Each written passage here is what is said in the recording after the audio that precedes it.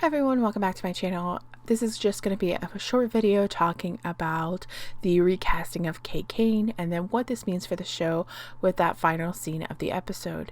If you're unfamiliar with the story here, Ruby Rose was cast as Kane, but shortly after ending season 1, she decided that it was more of a commitment than she had expected and decided to step away.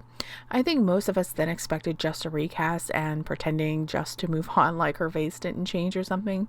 However, I think most of us were shocked when they decided to cast Javisa Leslie and just create a new character, Ryan Wilder, to fill the mantle. Honestly, I was skeptical, but so far this season, I've been very happy with how they wrote in this transition and just the overall story of this season. They have been teasing all season that Kate was still alive out there after the plane that she was on crashed.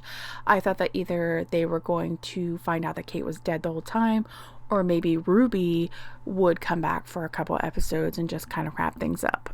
I thought that was weird though. If she's gonna not be a regular character, like, just kill her off, you know?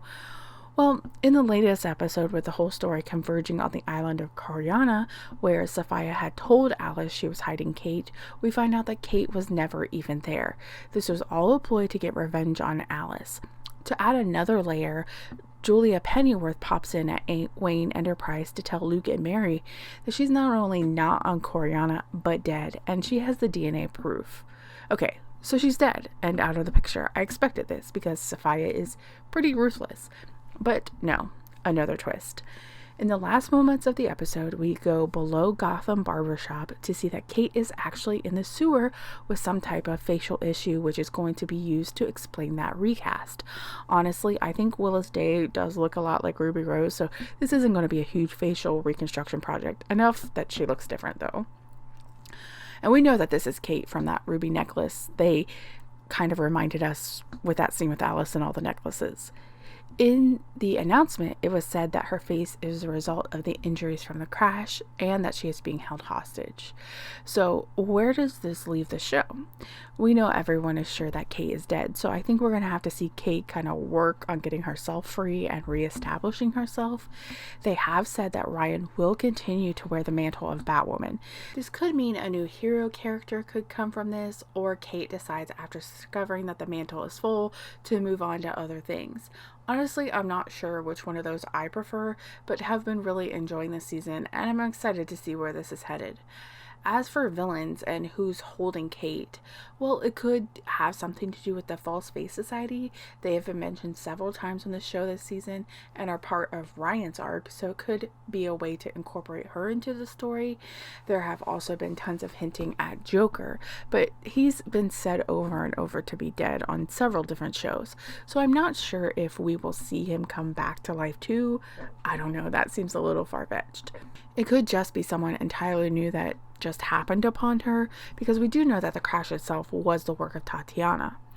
Angelique being involved could be another interesting twist. She's the love interest for Ryan, and we know that she isn't a good person. Plus, other than working with Ryan, she has some kind of connection to Koryana because she was the one that gifted Ryan that desert rose flower. Ruby Rose herself made a statement after some fans were concerned about the recasting. She says that she already knew about it and is happy for Willis Day and the show. So we can move on without there being any concern over hard feelings. And in all seriousness, if you enjoy the other CW shows like The Flash and Legends and Black Lightning, Arrow, then I recommend checking out this season. It's been very good.